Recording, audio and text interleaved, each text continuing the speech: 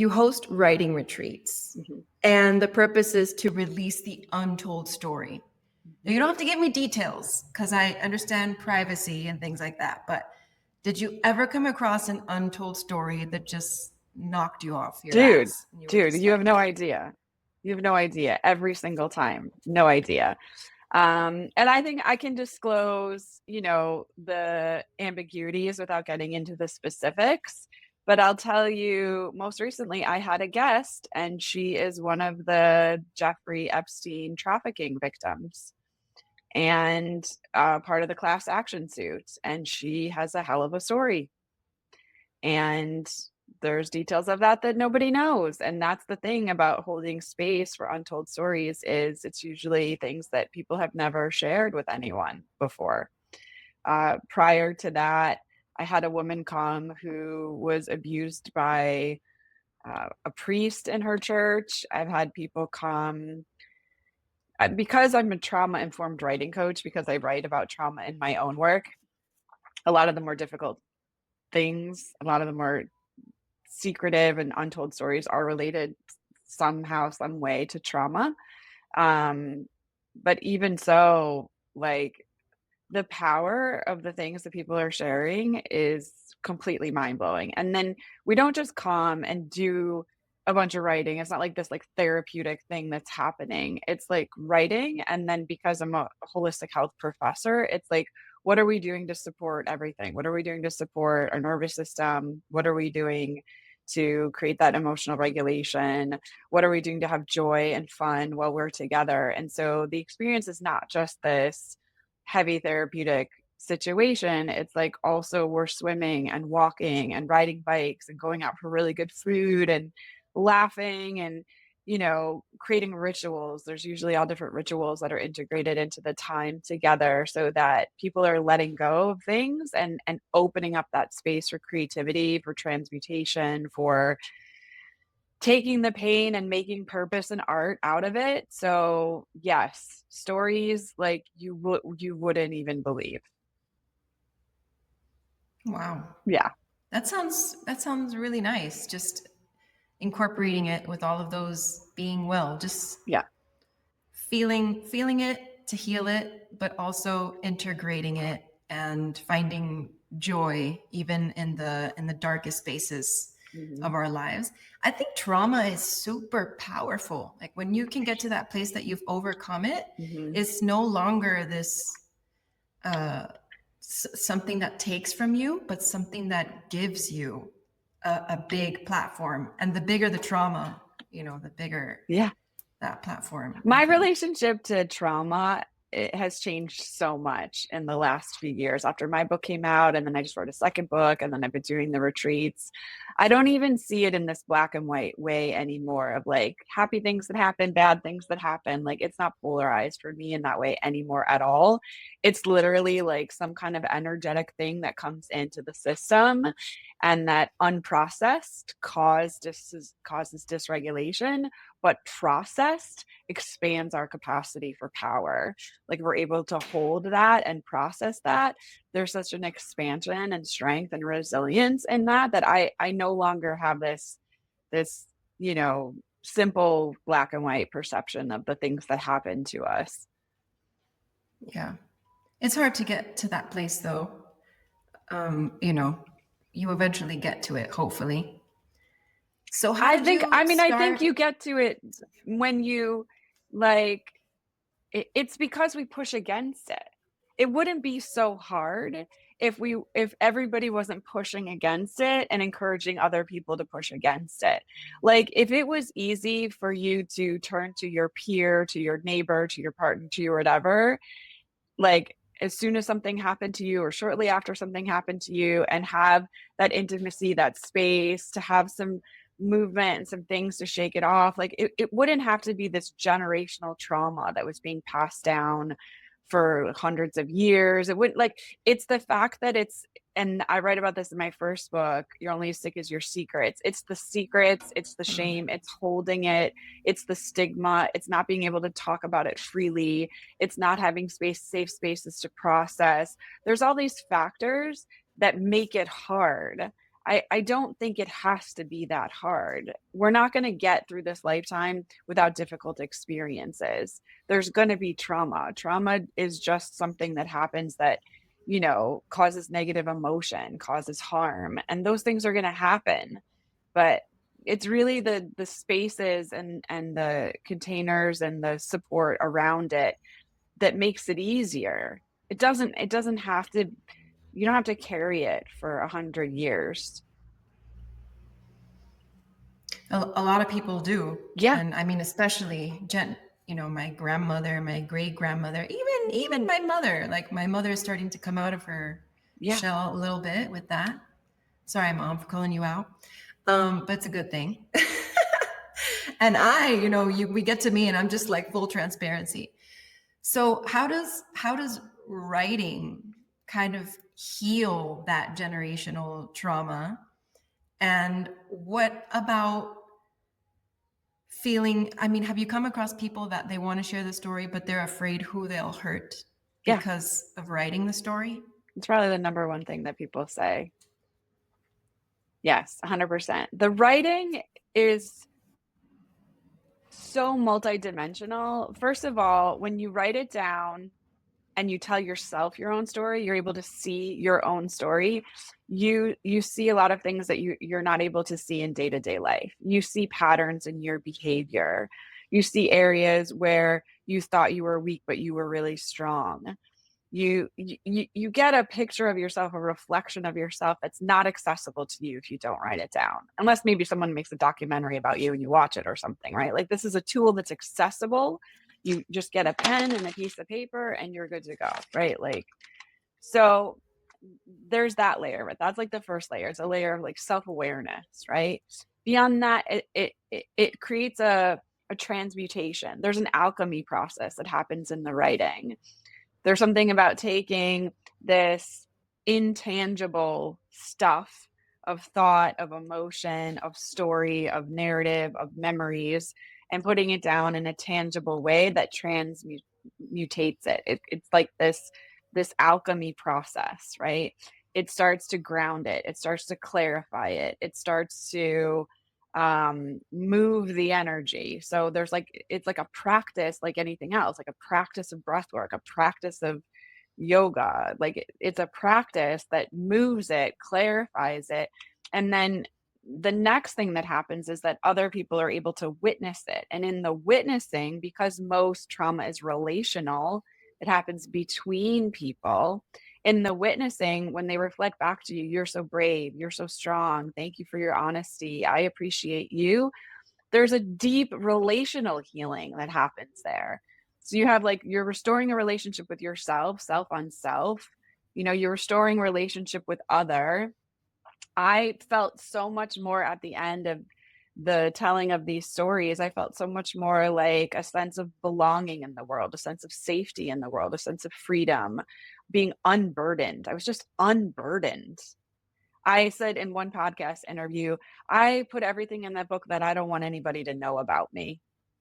And when you do that, like there's no fucks left to give. You gave all the fucks. They're in the book. You know what I mean? So like, it's just, it's such a powerful practice and tool. And I call it medicine. You know, I call writing has been my medicine. It's been my medicine. And I think it's under access. It's underutilized, you know? It's so easy. We like overlook it, I think. Yeah.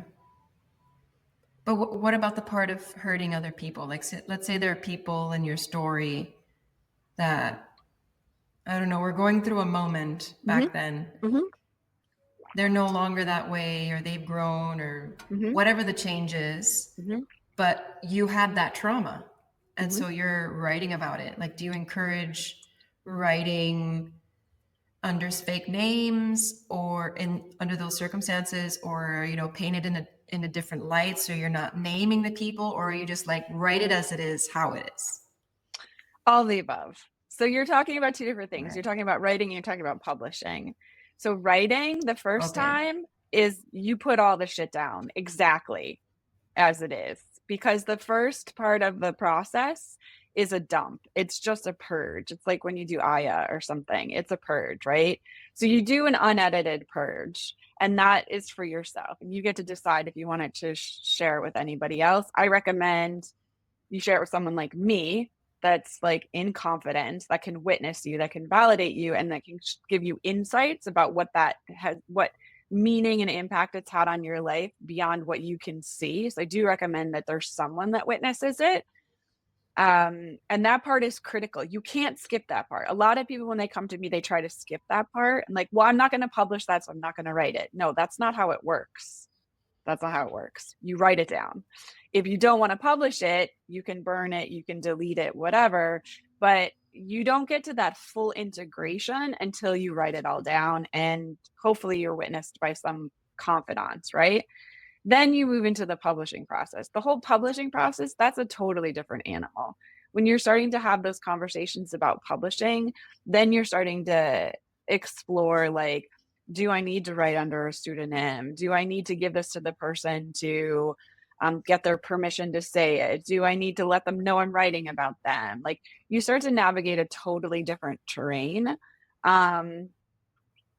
And you don't want that worry or those considerations to impact you just getting the story out. That's what happens a lot of times. People use that as an excuse not to do the first draft of the story. They're like, oh, well, but my parents can't see this, or my kids can't see this, or my spouse can't see this, or, you know, they start to do this whole thing. And that's just resistance. It's not. That's just your way of making excuses not to do the first draft. Because there are things that I wrote in my first draft that you will never see in print. I wrote 250 pages for the first book and 250 pages for the second book, and there's 250 pages you're never going to see, because they're not for publication. They were an important part of the process of writing, but there's some people that I wrote about that would be deeply negatively affected by what I was writing. I didn't want to have that consequence. I contacted them directly and did some, accountability with them directly, and I decided to leave it out of the manuscript. So you get to make those decisions. I have another client that he was writing about an ex-business partner, and the relationship ended badly, and he sent him a copy of the manuscript. We were about to go to print, and he sent it, and he said, just so you know, like, we haven't spoken in a long time, but I'm going to be publishing this book, and you're mentioned in the book. And the partner said, I don't want to be mentioned in the book. And he honored that. He changed the language so it didn't sound like a business partner, like it sounded like a different relationship, like he just kind of disguised it a bit. So you get to decide if you want to honor those kinds of requests, Okay. That's good. I like it's important to just get it all out there. And how did you decide, because you were giving therapy and you're a psychologist, right? And giving therapy to people first? Well, I have a PhD in transformative studies, and I've been teaching holistic medicine for 100 years. And one of my certifications is in coaching. So I never did traditional therapy with people, but I've always done health and wellness coaching with people. And then during the pandemic, started working a lot with plant medicine and started doing some psychedelics and integration coaching with people. So not traditional therapy, but on the border. So how did you get to these writing retreats? The universe. The same way I get everywhere, because it just happens. I put out the book and people said to me, I want to write a book, and I put up an offer for a retreat because I didn't have the bandwidth to be doing a lot of book coaching. I just was like, you can come for 2 days. I'll work with you for 2 days. And then I offer them other resources and support if they need a developmental editor or a copy editor or book production or whatever. But I felt like my zone of genius and given my lifestyle and my commitments, the place where I could really support was a 2-day intensive experience with me in West Palm Beach. And sure enough, a dozen people have come down you know, in the last year to do it, because it's a great way to get your feet wet. We can map the whole manuscript in 2 days, or if there's one part that you really want to dig in and sort out, we can do that. Or if you just want to ask me 7 billion questions, which is what happens often, then you can just walk around with me for 2 days and ask me all your questions. So it's just like a nice way to access an author who knows the journey and creates a safe, confidential space for you. Because the other thing that happens is when you're writing your own story, you're not sure if that story has any real value. You don't know, like, does my story matter? Should I tell my story? Like, does anybody care about my story? And when you have an experience with me, I will find the value in your story and reflect it back to you so you understand the story that you're actually trying to tell and how that could be a positive gift, you know, for others. So it felt like a good fit for my expertise, and people seem to like it. Yeah, it sounds like a great idea. I would love to go on a writing retreat. Do I like, can I go on your writing retreat even if I don't want to publish a book? Oh, I want it to be more of an emotional experience. Only 2 of the 12 people have gotten to publication that I've started working with. So one is a professor from Chicago, and he was already in production on some stuff and just needed like a sabbatical, a place to process. And so I worked with him, and he went to publication. And then the client that I mentioned, who's in publication now. But like the others, a lot of them are really early on in the early stages and haven't gotten anywhere near publication. Some of them may never get to publication. I think it's something like 2% of people that start a book get to publication. It's some very, very, very low number. But that does not diminish the value of attempting it. It doesn't change the fact that even if you only write it down for yourself, you will be changed physically, mentally, emotionally, spiritually. So I think, especially in Western society, we're very like goal oriented. It's like, well, why bother if I'm not going to publish the book and be a New York Times bestseller? Like, that's not the point. That's not the point. The point is write down your story. Your life will be changed. Go on a writing retreat. You will connect with parts of yourself. You will massage your creativity. You will find inspiration to write a song or paint a painting. Like, it's not just about becoming a New York Times bestseller. That's not the point. You know? Yeah. So I know you did, well, I was reading in your bio that you've done retreats for Silicon Valley tech dudes, tech bros and chicks, I guess, because there's also tech chicks, but also university groups, and now you're working mostly with private. What are the differences between those different kinds of retreats? They're all super different. Yes. I've probably been on, I don't know, somewhere between 50 and 100 retreats myself, from 10-day Vipassana retreats to, I mean, I've been on That's a lot. I've been at every major retreat center in the US for sure. Everything from Omega to Esalen to Kripalu. I've been in destination locations in various places in India, and so retreating has been an important part of my life for as long as I can remember. First retreat I ever went on was probably during maybe my Kundalini training in the early 2000s, maybe 20 years ago. So retreats have been a very integral part of my life for my whole life, or half my life. And I've facilitated lots of different kinds of retreat. At the property that I was managing in California, the Silicon Valley property, those were collaborative retreats with like the tech folks.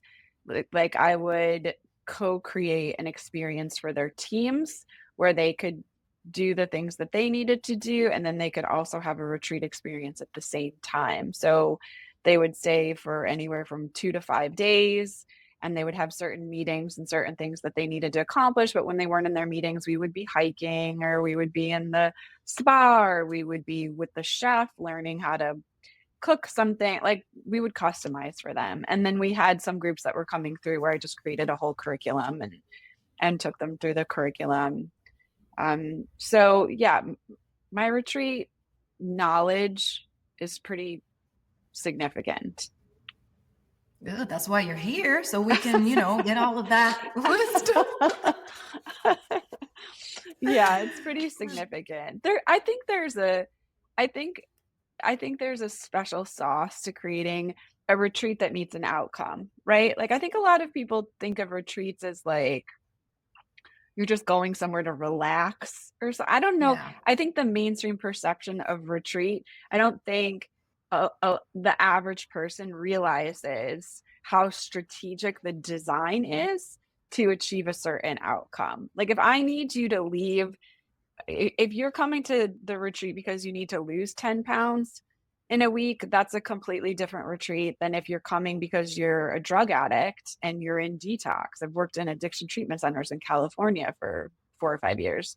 It's a completely different retreat if you are in a deep spiritual practice with deep existential questions and you're looking to reignite your spiritual connection. I mean, these are all very different intentions, different designs, and different outcomes. And someone who is really adept at retreat design, retreat facilitation, that's like a very specific skill set. It's very different depending on who you're designing for and what you're designing, if that makes sense. Mm-hmm. And you also help with retreat design. Yeah, right? For That's sure. One of your services. I'm doing it right now. So the client that published the book, as part of the book launch, wants to do a retreat. So we've rented a venue in Costa Rica. We brought in 2 facilitators. I'm playing the role of project manager on this specific project, in terms of guiding the conversations around curriculum, around logistics, and how it integrates with the book launch. So I've worn different hats. This current project that I'm on, I'm sort of wearing project management hat. And how do you decide, or how do you choose facilitators for these events? For this one specifically, my client had been at a different event and had met these facilitators and really liked them and wanted to co-create something with them. So that's how we found these facilitators. They're also really phenomenal facilitators. Previously, I would bring in people that I knew from my network, that I had attended something with them, or I knew the quality of their work, and I would invite them to teach something or participate in some way. I really value my network, meaning all the humans that I've collected over the last 25 years that are doing all the practices that I think are very transformative. I keep them pretty close. And when I see an opportunity where I think they might be a good fit, I'm quick to kind of pull them in and teach something or facilitate something. So that's usually what I do. Okay. Yeah. The network, it's who you know, not just in Miami, but everywhere. Globally. Yeah, globally. Yeah. Yeah. So I saw that you also handled a lot of operations, sales, and marketing, which is, I think, where a lot of us get stuck, because, we bring the Shakti, like the essence, the energy, the vibe, but then we forget about the stuff that happens on the back side, promoting it, operating it, making sure. Like yesterday, I was talking to Laura Burkhart, who one of my teachers, and she's like, yeah, the biggest thing is managing people, making sure that John is not pulling Sally's hair. That's what she said? Yeah. She's really funny. She's hilarious. So But what do you find to be the most challenging when it comes to operating a retreat and making sure that it runs smoothly?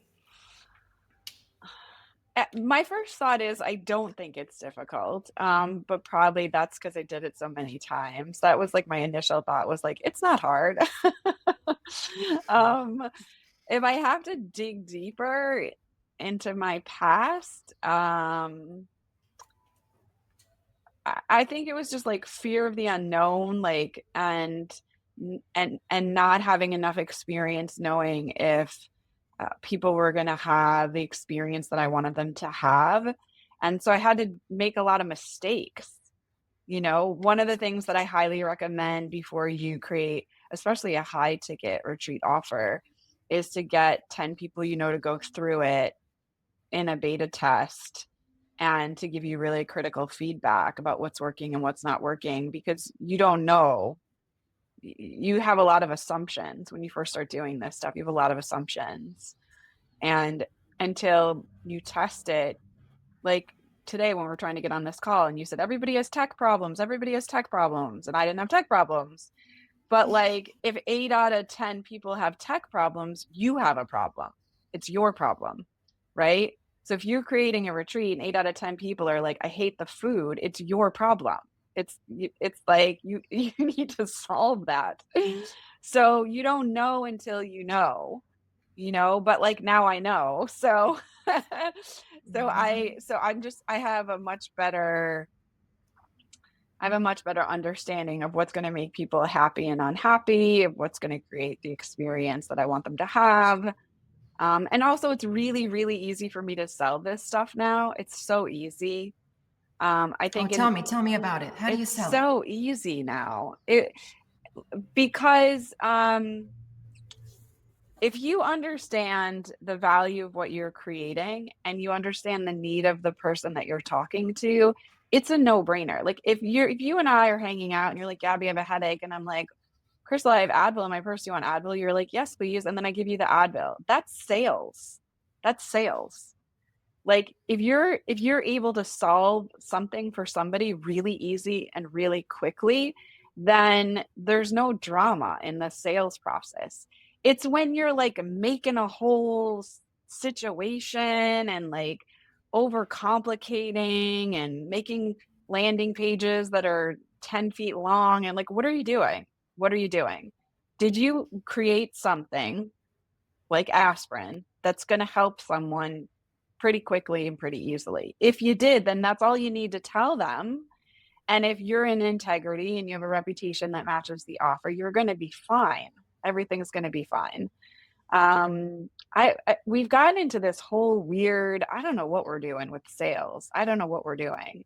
I've never had a problem selling a retreat ever because it makes sense. Like what I'm offering, it just makes sense. And it's not hard for people to say yes or no. I think when you have misalignment, like if my retreat costs $1,000 a day, which is what I charged for the retreats in California, if I was trying to sell that to the people that like lived in downtown and are like can't make ends meet, they're not going to spend $1,000 a day to come on retreat. But I didn't go there. I went on to Page Hill Road. I went to the big tech firms. They have tens of thousands, hundreds of thousands of dollars to spend on offsite meetings. And I was like, I have this place. We do offsite meetings. And they're like, great. And they just made a booking. So it's like, I guess maybe if you don't understand the market, you don't understand the clients, you don't understand the offer, if you don't understand what's going on, I think maybe sales is going to be a lot of drama, but it's not supposed to be. Sales is not supposed to be difficult. But this, like you said, you got on the call and like, this is not supposed to be difficult. It's not supposed to be. And yet it is. It's not supposed to be. So, clearly you have business savvy, you have that going for you. I think a lot of people who run retreats don't. They're either very talented in yoga or they're very talented in meditation or they're very talented in some other way. And this is the way where it's like, it just feels like quantum physics. Correct. So maybe you could give us an example or maybe two if you have room.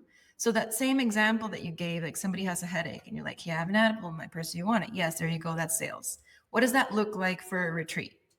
Yeah. So with the property, for example, that I had in California, it for like 25 years or something, that it had kept turning over, like different owners had kept like changing hands, and like nobody could make it profitable. And I was just like, I walked in and I looked around and I assessed what was there. And then I looked at everything that was within an hour driving distance from me, whether it was a place you could rent for a retreat or a place that was offering retreats. I looked and I went and I visited the locations and I looked at the offers and I looked at the prices. I looked at the clients that were coming. So for me, like, that's called market research in business. I did market research for about 3 months. And the owner had wanted to go B2C, meaning business to consumer, meaning like people fly in from all over to come to these retreats. And based on the research that I did, I was like, this is a terrible idea. This hasn't worked in the past. It's not going to work now. And I went down and I talked to companies, and I knew that there was hundreds of companies in my neighborhood. I knew for a fact that they were doing offsite meetings based on my research. And I knew there was really nowhere for them to go. There was like one other venue that was our competitor, but it was an hour and a half away. And I knew that it was the Advil. It was just the Advil. It was like, they need some place to go, and I have the place for them to go. So like so it's like, the thing about a retreat business is that if you're charging people to come on a retreat, then you have a retreat business. It's a business, right? It's a business. I don't know how to say it any more clearly. If you don't have any business skills, you're gonna suck. Like, you just are. Because if it'd be like if you didn't have medical skills and then you tried to operate on someone, you would not do a good job. Or if the pipes were clogged in your house and you were not a plumber and you tried to unclog your own pipes, like, if you don't have the skills, you're not going to be good at this. So you need to either partner with someone like me who has the skills and who takes a percentage of the sales or however the thing is organized, or you need to learn. You need to learn business and marketing and sales and operations. But like, you can't run a business without somebody knowing how to run a business. And all these things that I'm describing, from market research to product market fit to, co-creating proposals that meet their needs, to understanding the value, to pricing, like, this is all business knowledge, and somebody has to have it. And if it's not you, then you need a partner who has that knowledge, or you need to take, it probably took me a year or two to kind of really, well, maybe a little bit longer, maybe 4 or 5 years. It took some time until I really understood retreats as a business, like really understood all the different aspects of that. So either learn those things or find a great partner that knows those things. That's a great alternative, to find someone else instead of feeling like you need to overwhelm yourself. If you don't want to, I mean, if you want to, great. But if you don't want to, partnering is good. And I'm thinking, I want to ask you about that, because lots of people run retreats by themselves, and it's so-and-so's retreat, person A's retreat, person B's retreat. I've run about 4 of them with my husband, Israel, in the past. But I'm feeling now like I want to get back into retreats, which is the purpose of this channel, to eventually get to my retreat house on a huge permaculture property that sleeps at least 15 people, and it's in the jungle. I'm just putting it out there, manifesting it to the universe as we chat. But I'm noticing more and more retreats where there's like a coming together. So what is your experience with running retreats by yourself versus running retreats in a community with other people? Yeah, there's a lot of different roles. Like, even in the vision that you're describing, Like what you described takes at least half a dozen people to manage. What you just said to me is your dream vision. You need at least half a dozen people to manage that. You have property management needs, which are 24/7, especially if it's a big permaculture property. You'll need somebody working on the property at all times, right?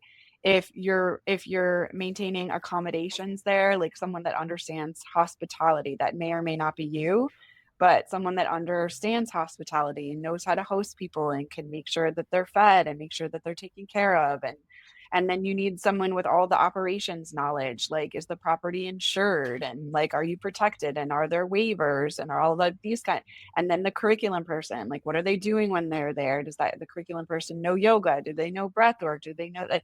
So like what you're describing, I think we kind of underestimate, and then there's like the getting people there. So who made the website, and who's taking the bookings, and who's collecting the money, and who's giving the refunds if the thing gets canceled. And you're talking about like half a dozen roles that are like roles that you could go and get at a retreat center. Like you could apply for the job of general manager. You could apply for the job of, property manager on a property. These are like roles, right? So I think we kind of underestimate the responsibilities of like a project like that.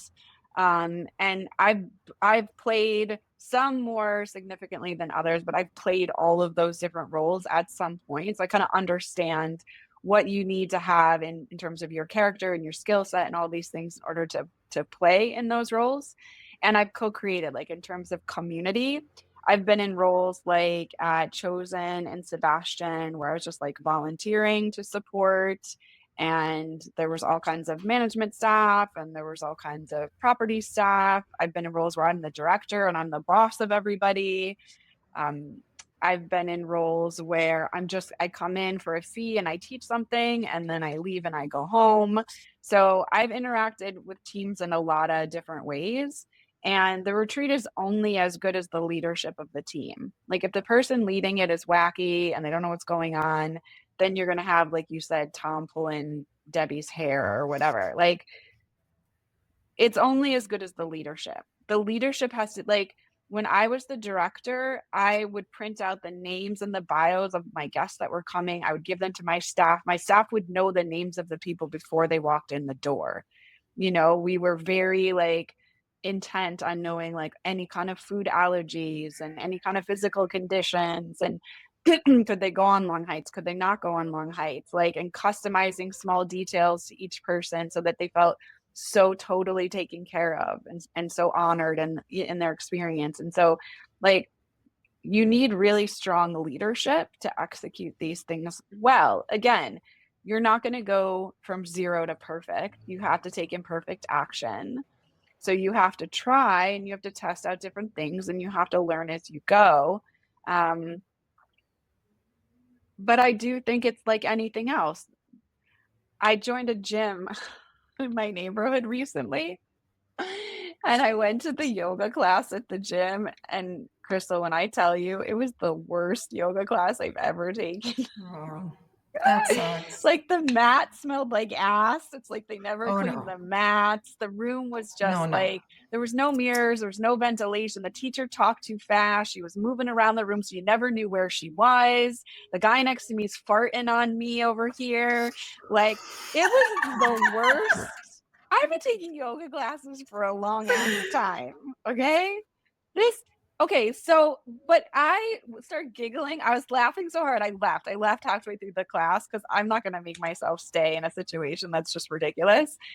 But it was the first time in a very, very long time I've been in a bad yoga class, because I only go to boutique yoga studios where I'm familiar with the teachers, where I know the class is going to be perfect, because I'm a snob. I'm a yoga snob. I'm a bougie yoga snob, right? I want good yoga. And it must be 10 years since I've been in a bad yoga class, right? But yesterday I went to this terrible yoga class. I'm laughing my ass off. I leave and then I'm like, oh, I remembered. I had like forgotten that you could go to bad yoga. I had forgotten that was a thing.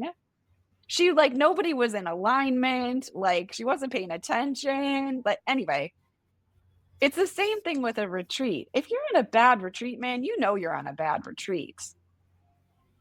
There's good retreats and there's bad retreats. And it's not necessarily the dollar amount. Like my local yoga studio that has the best teachers in West Palm Beach, I can get a class on there on ClassPass for $10. It's not necessarily the dollar. It's just the quality of the curation. It's the quality of the facilitators. It's the quality of the property. Yeah. It's just a quality thing. And you can make bad retreats. Yes, just you like can. you can make good retreats. Yes. And on that note, let's talk about the difference between, you know, a regular retreat and then luxury, because I think quality and intention is definitely, you know, key in that. Yeah. But what do you think? Well, I think you can get a good quality thing cheap or expensive. Okay. So for example, let's say there's a local farmer's market and it's someone that's always just bringing out the like most amazing fruit from their little whatever, from their little farm that they have. Quality could be exceptional and the price could be low, right? So you can have that. That's like an analogy for anywhere, anytime. You might find that you can find good quality for a reasonable price. So quality and luxury are not necessarily synonymous. What luxury does is it sort of vets out the really bad stuff. So let's say you also go to some vendor on the side of the road and the stuff is just shitty. Like, okay, and then you get a stomach ache. That's also possible because it hasn't been vetted, right? There's no vetting on it. So it's kind of like trial and error to find like good quality at a reasonable price. Whereas luxury, like everything has been vetted for you. The space, the employees, the quality of products, everything from the soap that you wash your hands to the bed sheets, to the teachers, to the food. Like luxury it's kind of like a checklist of ensuring quality and certain standards across the board with everything that you could possibly think of. And you know it when you're in it. Like I was just most recently in a luxury retreat property in New Mexico for my birthday, and the plush bathrobes in the bathroom, the fact that I would leave my room to go wherever, eat whatever, and the whole room would be turned over in like perfect condition by the time I got back. Like pillows fluffed, room smells beautiful, you know, like someone at your beck and call all the time, whatever you want, whatever you need. Like there was always someone hovering around, not like intrusively, but just kind of hovering that if you were like, I'd like some water, 2 seconds later, you would have water, you know? So there's just this like attentiveness. There's this curation, like the quality of all the furniture was really high end. And you can tell that they hired some, you know, luxury interior designer to make sure the space was designed in perfection, you know? It's just an attention to detail. It's next level, you know? It's like an artistic experience is the best way I could describe it. It feels so beautiful and thoughtful at the luxury level. And I think sometimes we have this stigma around luxury that it's like expensive for no reason. And some shit is expensive for no reason. Like that's accurate with some stuff, but the luxury environments that I've been in, it's not expensive for no reason. Like it's expensive for a reason. Like you taste the food and you're like, oh my God, where did this food come from? You know, or, you know, the quality of the treatment that you get or the instruction that you get or the attention that you get. It really is. It's really, it's on a different level if you're in a luxury environment. Yeah. I mean, on the note of the food, I don't know if I ever told you this, but I make damn good banana bread. Like I'm pretty, put anybody in front of me and my banana bread will beat their banana bread. I'll put money on it. But the reason that I believe that, other than the love that I put into it, are the ingredients that I use. Yes. And those ingredients are not cheap. Yes. They're not cheap. So Yes. I can't, even if I wanted to sell it for like $10, I couldn't, even if I wanted to, because it doesn't cost that to make it. And, you know, specifically with food, I get into it a lot with people because they're like, oh, organic food is so expensive, or like good food costs that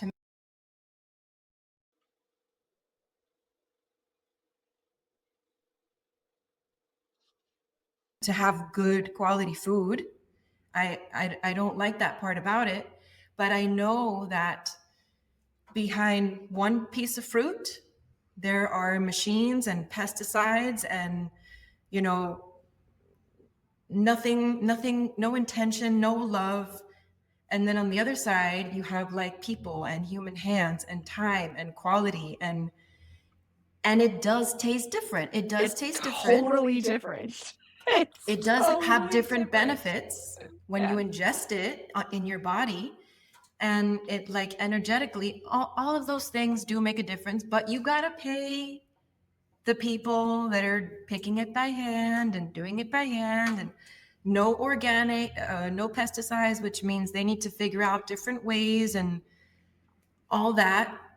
It costs more. So I think, yeah, that luxury costs more for a reason. It does. Right. And I like how you mentioned how the benefit of the organic banana bread is totally different than some shit you buy, I don't know, with preservatives and whatever. Like, I mean, one thing that I've always done in my mentoring with people in the wellness profession tend to be like underpricing stuff, and like there's like weird money mindset and stuff with a lot of people in our space. And I've always encouraged them to go out and try, like, just can you spare $50 or $100 to like try something you've never ever tried before that is luxury? I don't care what it is. I don't care if it's a facial. I don't care if it's like a piece of clothing. Go see what you're missing. Go see what you're missing. You will be astonished. And hopefully it will motivate you to create better quality, to charge better prices, and to play in a space that has more impact. Because it has more benefit. The organic banana bread is better for you. It is. Yeah. I mean, look, I'll give you a quick example. We've only been eating banana bread now as the only form of sugar in the house, because anytime we go eat a cookie, a bread, or whatever outside, my teeth start hurting. Yeah. And yet my teeth never hurt when I eat my banana bread, which is weird. But there is this thing about money. I just wanted to say that. Just buy my banana bread. There is this thing about yeah, right. It costs $1,000 to ship it worldwide. This thing around money, and I, you know, even when I did those 4 retreats, there was a lot of people that wanted to attend that they couldn't, and I was like, oh, okay, let's, you know, find a way that you can come for free. And you always want to make things accessible, and I don't want to lose that. I think it's important to make things accessible, but there is another side, like having experienced living with zero money and living with money. I see that money is not a bad thing, as much as a lot of spiritual paths want to make you think that it is. And when you have more of it, you can give more of it. You know, like the lady that used to clean at our house, which I miss her so much because we moved. But when I was making more, I was able to give her more. So it's not just like, oh, me getting richer, but it's like I'm receiving this abundance and I'm saying, you know what, you're doing an amazing job. Your quality is incredible.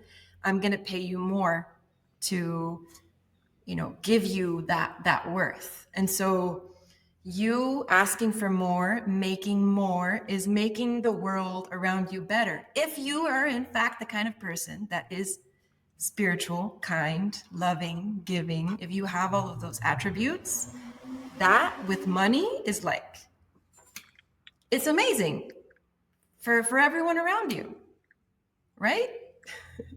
I don't know what people's money drama is, man. I like money. I've always liked money. I don't know what the drama is. Like, I don't like the thing is, like, the people that say that they can't afford it, there's people that can't afford it, and then there's people that are just saying that they can't afford it.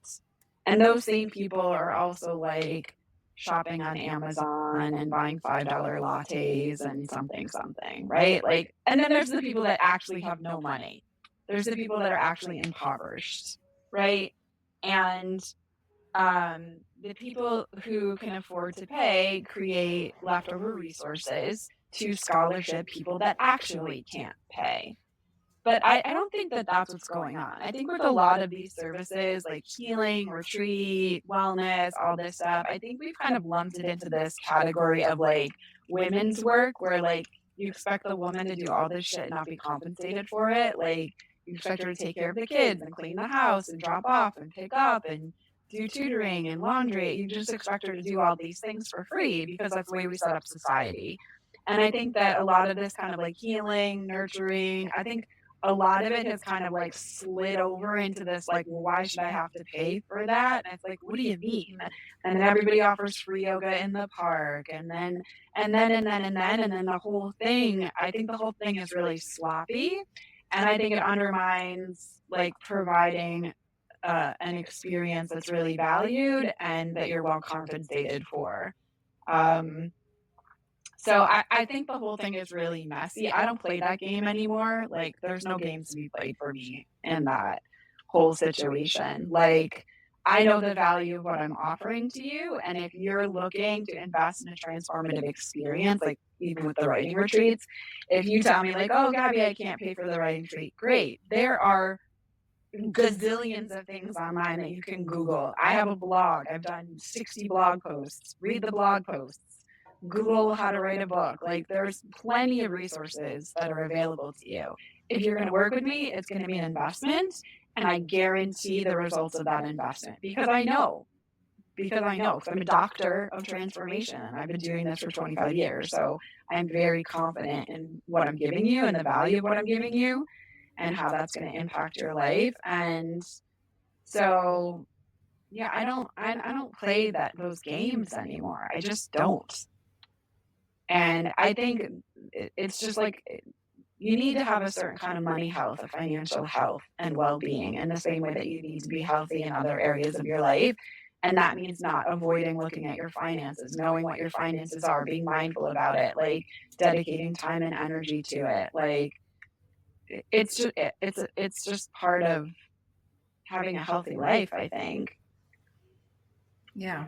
I saw this short like 2 days ago from 𝗕𝗨𝗧𝗥𝗦. Mm-hmm. Anyway, 𝗕𝗨𝗧𝗥𝗦. So she's talking about a mentor that she went on a walk with, and he's like, yeah, do you know how much money you have right now? And she's like, no, I have to check. And then he asked her, do you know how much money you're spending? And she's like, I'd have to check.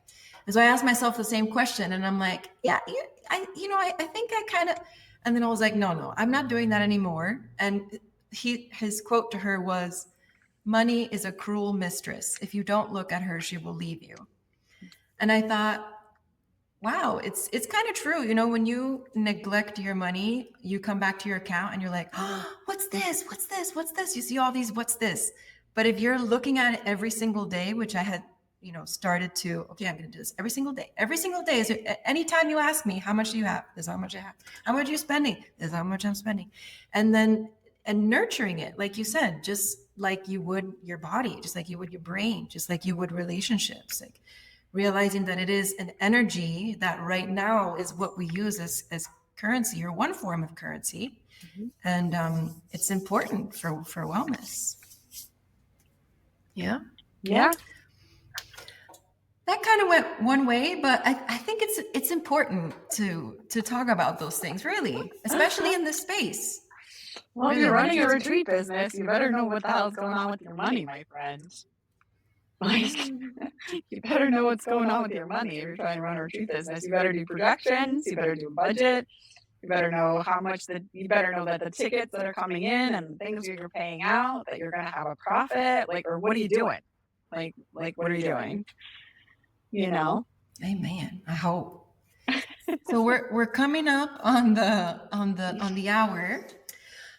So I don't know. Let's kind of we talked about a lot of stuff already, but well, tell me more about your thing. Wait, no, I want to hear what. Tell me the vision of the channel and the goals of the channel and what you're trying to manifest. Why are you doing these interviews, and how does my interview fit into that? Thank you for providing me a platform.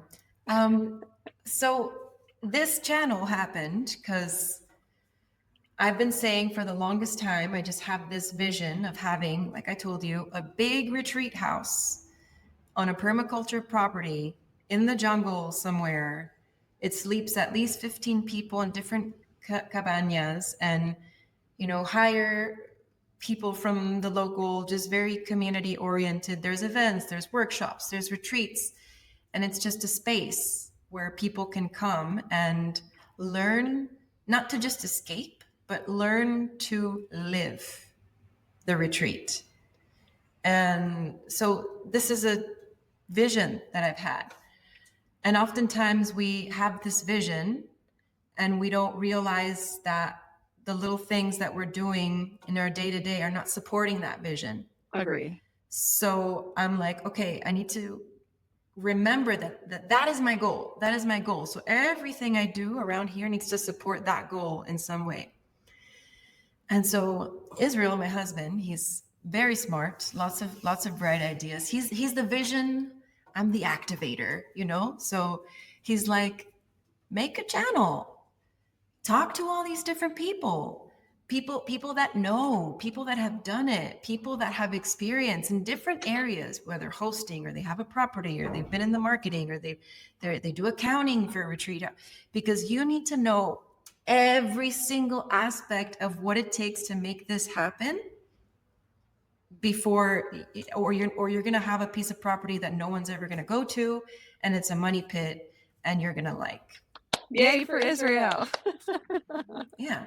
So that's what this channel is about. And I figured, why not? Okay, so the stuff I'm saying with you resonates because it's like aligned with your goal of trying to know what you don't know so that you can approach this in the most, set yourself up for success. Yeah, I mean, not just myself, but other people who have this dream, because I imagine the world would be a better place, I think, if more people wanted to create retreats or retreat houses, because even though they're all different, like you mentioned earlier, there is one thing that brings it all together, which is space, connection to self, authenticity, connection to others, connection to nature, maybe, if you happen to be. So it's people going out, and my friend Stephanie mentioned it before, and Laura also mentioned it. Like, everyone who's led retreats has mentioned that the community connection, the vibe is different. Like, they notice that people behave differently. Like, all of a sudden their walls come down. For sure. They're more vulnerable. Yeah. It's more peace and love. And why can't we be that way in everyday society? Like, why does that only happen on retreat? And then we go back and we're like, again. So it's that, just trying to spread this idea of let's live the retreat. Let's make more retreats. Let's build more retreat spaces. And then maybe the world will become one big hobbit land. I hear you. I hear you educating yourself and then wanting to spread that education to others. Yeah. Did you meet Kit Kat before? Oh my God, stop it. Kit Kat. Kit Kat, that's Krystal. He's always like, who are you talking to now? Oh my God, his little paws. He's so cute. I don't have any around me right now. They're all sleeping. Yeah, totally. Well, after we're recording, I'm going to ask you about the booty tapping, but apparently cats like that, huh? Oh, yeah, I'm always slapping him. He loves getting slapped. It's so weird. Okay. Well, is there anything else that you'd like to share before we? No, maybe people want to connect. Like they should. I think what you're creating has a lot of value. I think there isn't a lot of good education around retreat businesses. I think this has a lot of value. And I think, collectively, all the people you're interviewing are going to be able to fill in all those gaps. So I think it's great. I think it's really interesting. Yeah, happy to connect with people if they want. If you go to my website, you can click on free discovery calls and talk to me for 15 minutes. Yeah. Call Gabby, talk to Gabby. Even if you just want to say hello, she's fun. Yeah. If you couldn't tell. All right. Okay, Gabby, thank you so much for being here and sharing all of your wisdom with me and us. Om Shanti Shanti. Okay. Bye.